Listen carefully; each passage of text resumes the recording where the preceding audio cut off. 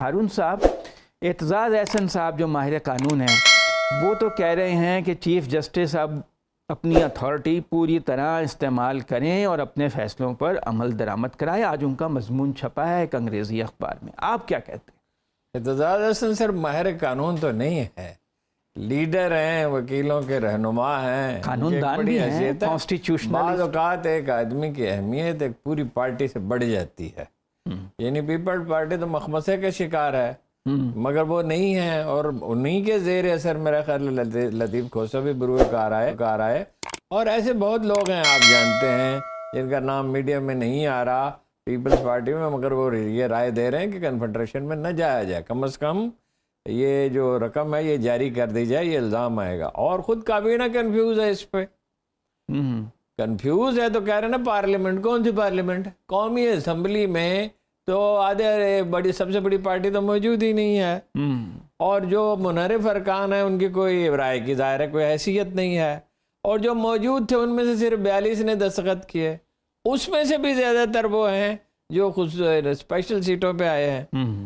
تو مطلب یہ ہے کہ ٹامک ٹوئیاں مار رہے ہیں، فارسی میں کہتے ہیں ہر کا دانا کنند ناداں لیک بعد از خرابی ہے بسیا، آخر کو الیکشن پہ ہی جانا ہے، تو ان ٹامک ٹوئیوں سے کیا فائدہ حاصل ہوگا؟ احسن اقبال کہہ رہے ہیں کہ الیکشن اکتوبر میں ہی ہوں گے اور سارے ملک میں ایک ساتھ ہوں گے۔ احسن اقبال صاحب کی رائے کی کوئی حیثیت نہیں ہے، وہ تو جو ان سے کہا مریم اورنگزیب یا احسن اقبال کوئی بات کہتے ہیں تو ہم یہ سمجھتے ہیں کہ بھائی انہیں کس نے کہا ہے۔ جب جاوید لطیف کہتے ہیں تو ہم سمجھتے ہیں کہ وہ ادھر لندن سے ٹیلی فون آنے کا زیادہ امکان ہے، اور یہاں یہ جو وزیر اطلاعات اور یہ احسن اقبال کہتے ہیں تو یہ زیادہ پاسبلٹی ہوتی ہے شہباز شریف نے کہا ہوگا، بیان دے دیا، اپنے طور پہ بھی دے سکتے ہیں کہ دیکھیے رائے کی حیثیت ہے مریم کی، وہ بھی ویسے ان کے والد کا ہی موقف ہوتا ہے عام طور پہ، اور سکھایا پڑھایا جاتا ہے انہیں۔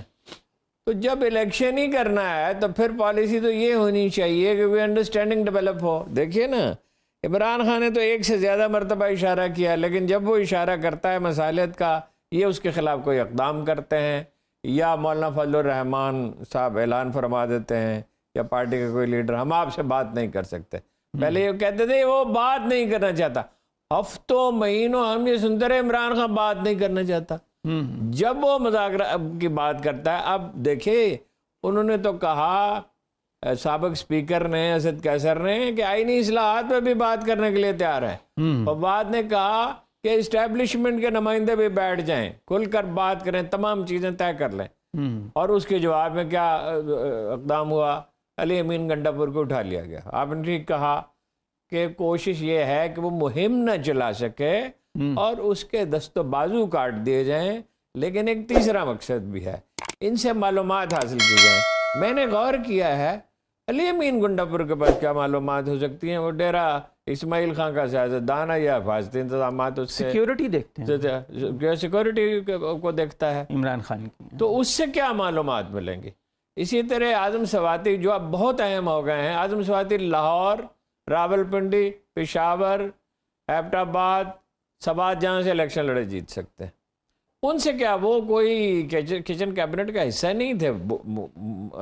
بولڈلی ساتھ تھے، ذرا جب جذباتی آدمی بھی ہیں ظاہر ہے، اور انہوں نے تو مطلب اتنی بہادری کا مظاہرہ کیا ہے کہ لوگوں کو حیران ہی کر ڈالا۔ یا حسان نیازی نے ایسی شجاعت کا مظاہرہ کیا، حسان نیازی کے تو ماتھے پہ شکن ہی نہیں آئی، اعظم سواتی تو ناراض ہوئے، پوری بہادری کا مظاہرہ کیا مگر ناراض ہوئے، وہ حسان تو ناراض بھی نہیں ہوا۔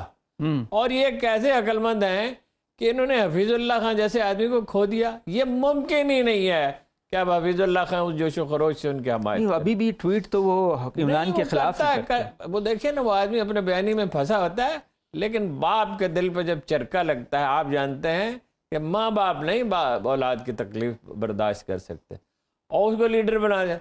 اعظم اپنا شہباز گل صاحب جو ہیں، انہوں نے کبھی الیکشن لڑنے کا سوچا ہی نہیں ہوگا، چیف آف سٹاف تھے نا سارا، لیکن اب وہ الیکشن لڑے ہیں۔ چلیے ان کے پاس تو کچھ معلومات ہوتے، ان معلومات سے یہ کیا، وہ تو انٹیلیجنس ایجنسیاں ہر وقت لگی رہتی ہیں، ان سے کیا یہ گیدر کریں گے؟ اصل میں سمجھ نہیں آ رہی کسی کو کہ کرنا کیا ہے۔ خوف و ہراس کی فضا تو ہو گئی نا، اظہر مشوانی، نہیں، اظہر مشوانی کو پکڑ لیا، اظہر مشوانی کے پاس پارٹی کی اسٹریٹجی کے سلسلے میں صرف ایک چیز اسے کن چیزوں پہ زور دیا جائے کس وقت, اور سوشل میڈیا نیٹ ورک اس کا کیا ہے, وہ آپ کیسے کام کرتا ہے دیکھیں اپنا, اور زیادہ یہ ہے کہ وہ کیسے کام کرتا ہے. اس میں رضاکار زیادہ ہیں, ایوری بڈی نوز, ہر اخبار نویس کو پتا ہے کہ رضاکار زیادہ ہیں. ہونا تو یہ چاہیے تھا کہ مفاہمت کی طرف جاتے, لیکن وہ تلخی بڑھ رہی ہے, دونوں طرف سے بڑھ رہی ہے. وہ جب بھی اشارہ دیتا ہے یہ اچھا بیانیے ان کے بدلتے رہتے ہیں. اس کو کرپٹ ثابت کرنے کی کوشش کی, اس میں یہ بہت بری طرح ناکام ہوا توشہ خانے کے ذریعے. پھر اس کو اب دیکھیے اب یہاں تک نوبت پہنچ گئی کہ وہ جو ہے اپنا انجینئر محمد علی مرزا, اس پہ توہین عدالت کا مذہب کا مقدمہ بنا دیا. فتوے بعض لوگوں نے جاری کر دیے ہیں, جب بعض نے فتوے جاری کر دیے کہ اس کا قتل جائز ہے. ایک طرف آپ کہہ رہے ہیں ہم دہشت گردی کے خلاف اعلان جنگ کر رہے ہیں, دوسری طرف آپ ایک فرقہ پرست تنظیم کے سربراہ کو, جس پہ سنگین الزامات ہیں جس تنظیم پہ رہے ہیں, اس کو ٹی وی پہ آنے کی اجازت دیتے ہیں, ہر چینل اسے دکھاتا ہے اور پی ٹی وی اسے دکھاتا ہے. عمران خان پہ پابندی ہے. اچھا محمد علی مرزا نے کون سا توہین مذہب کا ارتکاب کیا ہے جی؟ ان کا ایک نقطہ نظر ہے, بعض چیزوں میں سخت ہے, لیکن ایک تو نہ وہ اسٹیبلشمنٹ کے آدمی ہیں نہ کسی پولیٹیکل پارٹی کے آدمی ہیں. وہ فرقہ پرست آپ انہیں نہیں کہہ سکتے, ان کی رائے سے وہ بہت سختی بعض چیزوں میں ان میں پائی جاتی ہے, اور وہ مطلب لہجہ ان کا ایسا ہے جس پہ بعض لوگوں کو اعتراض ہوتا ہے. لیکن نہ وہ کسی فرقے سے تعلق رکھتے ہیں, نہ وہ کسی پولیٹیکل پارٹی سے تعلق رکھتے ہیں, اور نہ وہ اسٹیبلشمنٹ سے تعلق رکھتے ہیں, نہ ان کا بھی ایجنسی. وہ تو انجینئر تھے, ڈاکٹر سمر مبارک مند کے ساتھ کام کرتے تھے. وہ تو اس طرف مائل ہو گیا شروع ہی سے, اور وہ ایک الگ سکول کے ایک طرح کا وجود میں آ گیا, مگر وہ اوریجنل سورسز کوٹ کرتے ہیں. بس یہی ان کے بارے میں کہا جاتا ہے کہ بہت سختی سے بات کرتے ہیں. ایک آدمی جو دین کی دعوت دیتا ہے اس کا لہجہ جتنا زیادہ نرم ہو. اس نے فرعون کے پاس جب جناب موسیٰ علیہ السلام کو بھیجا گیا تو کہا کہ نرمی اور حکمت سے بات کرنا. تو وہ یہ جب انہوں نے کہا کہ بھائی الیکشن تو نہیں روکے جا سکتے, الیکشن تو ہوں گے, کچھ اہم لوگوں پہ تنقید کر دی انہوں نے کچھ. اب بہرحال وہ تو کوئی ایسی تنقید تو ہر مسجد میں ہوتی رہتی ہے, بہت سی مساجد میں ہوتی رہتی ہے. اس میں جو اس کی ایک حیثیت ہے, اس لیے اس کو ڈرانے کے لیے کوئی آدمی جو بات کرے گا, کوئی خوف پھیلانے کی حکمت عملی, اور خوف کی ایک نفسیات ہے, وہ کچھ عرصہ رہ سکتا ہے, خوف دائمی نہیں ہوتا.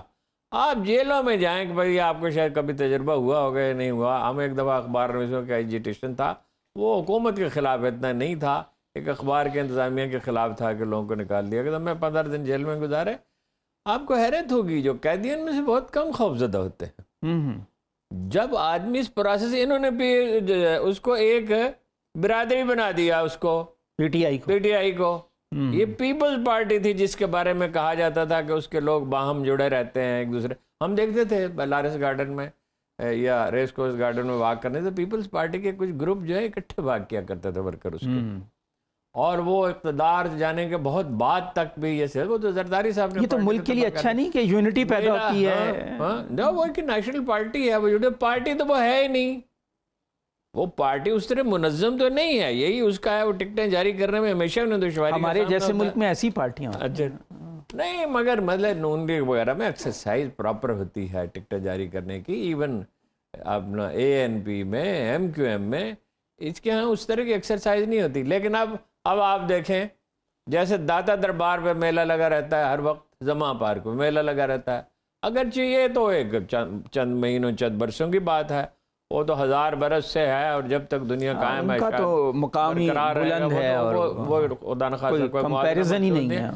لیکن کسی گھر کے باہر, کسی سیاسی لیڈر کے گھر کے باہر ہفتوں مہینوں, اور جب تک الیکشن نہیں ہو جاتے شاید اس کے بعد بھی اس طرح کا منظر کبھی دیکھنے میں نہیں. لوگ انہیں مرشد کہنے لگے ہیں. مرشد دیکھو, یہ کبھی ایسا نہیں ہوا تھا.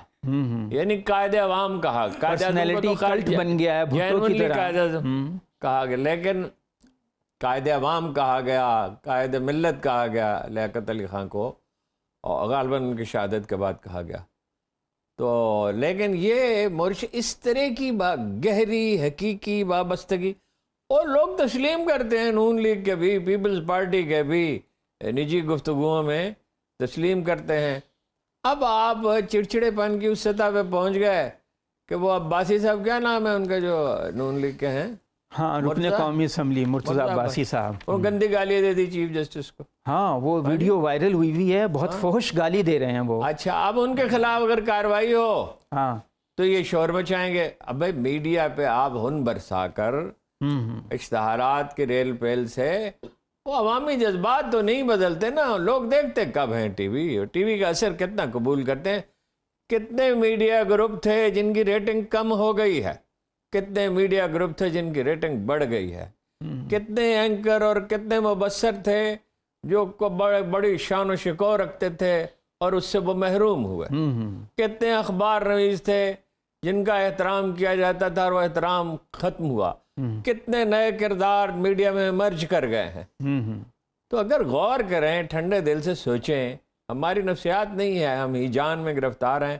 جب کوئی قوم ہیجان میں گرفتار ہوتی ہے تو وہ ایسے ہی ٹامک ٹوئے مارتی، لیکن کوئی الیکشن کو نہیں روک سکتا، مگر یہ تو کوئی عمران خان کو جیتنے سے نہیں روک سکتا۔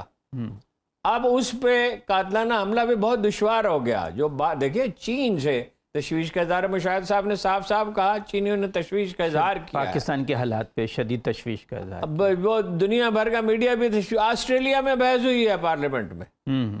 آسٹریلیا کہاں ہے، کتنی ہماری اس کے ساتھ ٹریڈ ہے، لیکن دنیا میں ایسا نہیں ہوتا۔ جو انسانی حقوق کی تنظیمیں ہیں دنیا بھر میں، وہ اس کا نوٹس لے رہی ہیں۔ دنیا بھر کے پاکستانی میڈیا پہ جب لیڈروں کے نام لیے جاتے ہیں تو کسی صاحب نے اعداد و شمار جمع کی تو تھوڑا بہت ممکن ہے مبالغہ بھی ہو، 83% عمران خان کا ذکر ہوتا ہے، ہر چیز اس کے گرد گھوم رہی ہے، تو اس کو کیسے آپ نکال کے باہر پھینک سکتے ہیں؟ مگر یہ تو اب لگتا ہے کہ الیکشن سے بری طرح بھاگ رہے ہیں اور چاہتے ہیں کچھ بھی ہو جائے، کوئی بھی صورت بن جائے لیکن الیکشن نہ ہو۔ سر بری طرح ہی بھاگ رہے ہیں، لیکن بکرے کی ماں کب تک خیر بنائے گی؟ آخر عید الفطر کا، عید الاضحیٰ کا نہیں، اگر فرض کریں کہ یہ اب آئی جی صاحب پنجاب کے چلے گئے کچے میں آپریشن کرنے، اور کہیں گے کہ حالات اتنے اچھے نہیں ہیں کہ میں یہاں ڈی آئی جی صاحب بھی خود نہیں جاتے تھے۔ ہاں ہمارے دوست تھے ڈی آئی جی اس وقت، وہ اس وقت کچھ شروع میں گڑبڑ بھی ہوگی، میں نے ان سے پوچھا بھی کیا ہوا، کہنے لگے کچھ غلطی ہو گئی۔ بہت نامور آدمی ہیں احسان صاحب، بہت ہی نیک نام آدمی، لیکن ڈی آئی جی شاید جاتا تو جاتا ہو، لیکن یہ کہ وہ کچے میں اندر تو داخل نہیں۔ آئی جی صاحب آئے، میرا نہیں خیال کہ وہ کچے میں جہاں ڈاکوؤں کا بسیرا ہے وہاں جائیں گے۔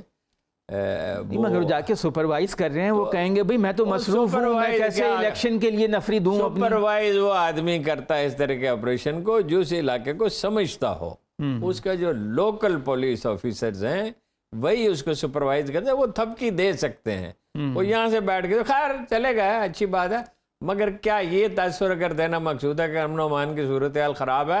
2013 میں اس سے زیادہ خراب تھی، 2008 میں بہت بے حد خراب تھی، سبات میں قبضہ تھا طالبان کا، اس کو خونی چوک کہا جاتا تھا، بنگورا کا جو مرکزی چوک ہے، پھانسیاں دی جاتی تھی، ایک دارالعروسہ قائم تھا، 200 لڑکیوں کی شادیاں کر دی طالبان نے زبردستی۔ ہاں، انہوں نے اپنا ایک ہاسپٹل بنا رکھا تھا، ہائٹ پہ، اتنی بڑی ہائٹ پہ، state of the art hospital جیسی عام اسپتالوں میں بھی نہیں ہے، ان کا ایک وہ ٹیکس وصول کرتے تھے، ٹھیک ہے، تو وہ صورتحال تو نہیں ہے، امن و امان تو کوئی جواز نہیں۔